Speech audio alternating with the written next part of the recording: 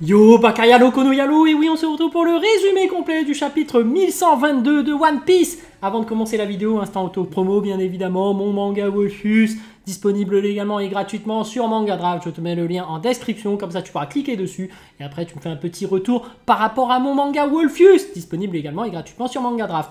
Mais il y a aussi le light novel Castle Mana qui est disponible sur Manga Draft, légalement et gratuitement, comme d'habitude. Lien en description, va faire ton petit commentaire là-bas parce que voilà, c'est un véritable banger. Bien que ce ne soit qu'un light novel, ce n'est pas un manga, il n'y a pas d'image. Donc Castle Mana, véritable banger à regarder de toute urgence. Mais on est là exprès pour regarder le résumé complet du chapitre 1122 de One Piece. Donc les amis, on se regarde ça tous ensemble. C'est parti, on se décale et voilà. Donc One Piece spoiler 1122. Donc quand le moment sera venu.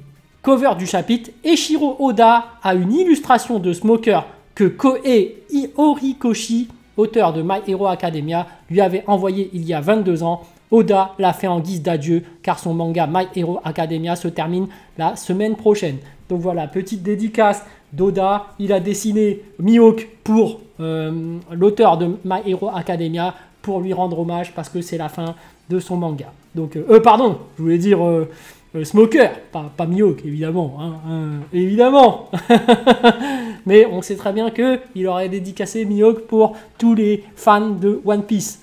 Donc tous les auteurs ont intérêt à dessiner un petit Mihawk lorsque One Piece se finira. Le chapitre commence avec davantage de réactions venant du monde entier, comme par exemple Dressrosa. Les gens ont peur que leur pays sombre sous la mer. Tandis que les pirates pensent déjà qu'il y a une chance qu'ils puissent dominer le monde. À l'hôpital de la marine, Koby repense au moment où il a parlé à Luffy de ce que cela signifie d'être le roi des pirates, mais Koby est déterminé à stopper Luffy.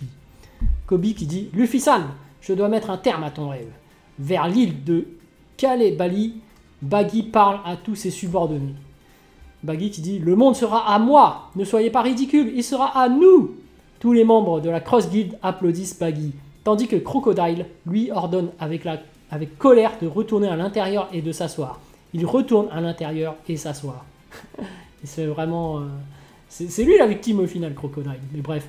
Katarina, Devon et Van Augur sont de retour sur l'île de la ruche. Devon appelle Teach pour parler de Caribou. Devon, je peux le tuer maintenant, si tu es d'accord. Et Teach qui fait « Non, amène-le-moi ici !» Je l'exécuterai personnellement si les informations qu'il détient ne sont pas suffisantes. Retour sur l'île d'Egghead, le message de Vegapunk continue. Encore.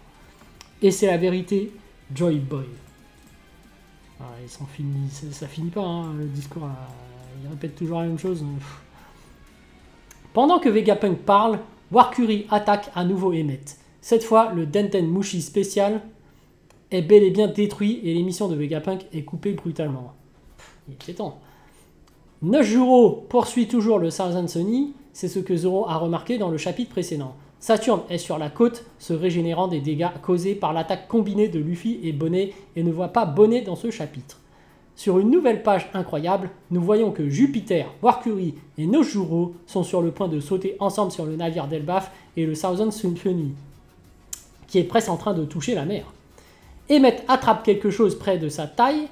Nous ne voyons pas clairement ce que c'est, et puis il pense à Joy Boy. Emmet qui dit « Je suis désolé Joy Boy, je sais que tu ne peux pas être en vie, mais il te ressemble tellement que je ne peux m'empêcher de penser à ce jour-là. Joy Boy, je suis désolé de ne pas avoir pu te faire roi. » Oh, il a échoué. Ensuite, Emmet demande quelque chose à Luffy. Emmet qui dit « Quel est ton nom ?» Luffy qui dit « Je suis Monkey D. Luffy, l'homme qui deviendra le roi des pirates. » Emmet qui fait « D ?» Emmet tire sur la chose qu'il tenait à la taille, ce qui a pour effet de défaire le nœud d'une corde à l'intérieur de son corps. Soudain, une multitude d'éclairs noirs sortent du corps d'Emmet. La plupart des membres de la marine s'évanouissent sur leur navire. Luffy est sous le choc. Emmet qui fait « Fu, fu, fu, hé Luffy !» Luffy qui fait « Le haki des rois ?» Emmet qui fait « Merci pour m'avoir permis de réécouter ce rythme nostalgique, il me rappelle tellement de souvenirs. » Sur une double page épique, nous voyons qu'Emmet libère son corps pour déclencher une attaque démesurée de haki des rois qui affecte toute l'île d'Egghead. nous pouvons voir de grands éclairs noirs et la mer trembler de loin depuis l'île d'Egghead. Putain, et je me demande si son haki est plus puissant que celui de Shanks. Hein. Parce que jusqu'à présent, c'est vraiment celui de Shanks le plus puissant. Et celui de Mihawk, qui est le seul à avoir rendu son épée noire grâce à son haki des rois, je rappelle. Mais bref. Emmett qui fait « Non, s'il te plaît, ne meurs pas !» Les vice-amiraux peuvent à peine résister à cet haki des rois et n'ont aucune idée de qui est ce haki. Les membres du gorille sur l'île sont éjectés et reprennent leur forme humaine par l'attaque lancée par Emmett. Et après cela, nous voyons comment Jupiter, Wakuri et Nejuro sont rendus à Marie-Joise. Saturne est le seul qui reste sur Egghead. Jupiter, Wakuri et Nejuro à l'aide d'épuisement dans la chambre d'autorité. Nous constatons également que Mars était déjà assis là quand ils sont arrivés. Mars a probablement été renvoyé à Marie-Joise par l'attaque de Luffy. Dans la salle des fleurs, nous voyons qu'Imu hurle à genoux sur le sol. Serviteur Imu-sama, et Imu pensant à lui-même « Joy Boy !» Le Thousand Sunny éclabousse enfin la mer et s'éloigne immédiatement de l'île d'Egghead aux côtés du bateau d'Elbaf. Tout le monde sur les deux bateaux est en état de choc, se demandant où sont passés les monstres qui les attaquaient. Les géants sont également désorientés, se demandant comment il est possible qu'un robot ait pu utiliser du haki des rois. Sur la côte d'Egghead, nous voyons les restes d'Emmett sur le sol devant Saturne. Les deux dernières pages du chapitre sont un flashback de Joy Boy et Emmett qui se déroule il y a plusieurs siècles. Joy Boy discute avec Emmett, assis du sommet d'une colline sur une île, bien que Joy Boy soit encore dans l'ombre. On peut voir qu'il porte un chapeau de paille et une cape, comme Luffy à Onigashima. Ok, bah ils ont tous la même dégaine, hein, les rois des pirates. Et oui. Emmett, quant à lui, porte des vêtements similaires à ceux des géants. En fait, il porte une combinaison similaire à celle que porte Brogy dans le présent. Attention les amis, la théorie du Mont Corvo comme quoi, en fait, Joy Boy, c'était bel et bien Luffy et qui va faire un bond dans le passé. D'ailleurs, c'était en réalité la théorie de Henrik 21 qu'il avait fait en premier. Donc est-ce que finalement, Joy Boy, ce serait pas vraiment Luffy dans le futur? Parce qu'il va évoluer encore. Il va acquérir encore, il va maîtriser encore mieux son haki des rois, mais on verra. Joy Boy, écoute Emmett quand le temps viendra. Quand le temps viendra, je vais compresser mon haki le plus puissant et la sceller dans ton corps. Waouh!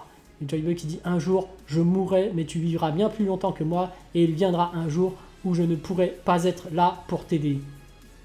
Mais en fait, Henrik 21 a peut-être raison, hein, parce que quand Joy Boy dit ça, il parle peut-être de son passé et dit un jour tu le verras. Donc en fait, il a déjà vécu la scène. Enfin bref, Emmett qui fait « Je ne veux pas que cela arrive ». Et Joy Boy qui dit « Quand ta vie ou celle des personnes que tu veux protéger sera en danger, tu sauras alors que le moment est venu. Quand ce moment viendra, défais le nœud. » Et Emmett qui dit « Quand le moment sera venu, tu viendras m'aider ». Joy Boy qui dit « C'est ça, je viendrai te protéger du passé comme je l'ai toujours fait. » C'est vraiment lui en fait. Hein. C'est vraiment Luffy en fait. J'ai l'impression, hein. Les lumières dans les yeux d'Emmett changent de forme car il est très heureux de ce que Joy Boy lui a dit. Et Emmett qui fait « Merci, je suis très heureux, c'est comme si tu étais toujours avec moi. » Et Joy Boy qui dit « Bien sûr, mais nous parlons de quelque chose de très lointain, n'est-ce pas ?» Et Emmett « Loin, loin. » Dans la dernière case du chapitre, nous revenons au présent, les lumières dans les yeux d'Emmett se sont éteintes, et Emmett qui dit « Loin dans le futur, je me demande si je serai seul. » Message de l'éditeur. Et maintenant, il dort avec ses bons souvenirs. Fin. Et après, il y aura pause du Weekly Shonen Jump et nom de Oda la semaine prochaine, donc on devrait avoir quelques spoils. Ça, c'est cool. Mais d'un autre côté, c'est en pause, donc on n'aura peut-être pas le chapitre. Mais voilà, la théorie d'Henrik 21 se confirme. On dirait bien que Joy Boy, en fait, c'est bel et bien Luffy. Mais bon, on le saura par la suite. Parce que là, ce n'est qu'une théorie, mais il y a beaucoup de trucs qui commencent... beaucoup d'indices qui commencent à te dire, on tend vers ça. Allez les amis, sur ce, je vous dis donc à plus dans le bus, ou plutôt à plus tard dans le car, ou plutôt à bientôt dans le bateau.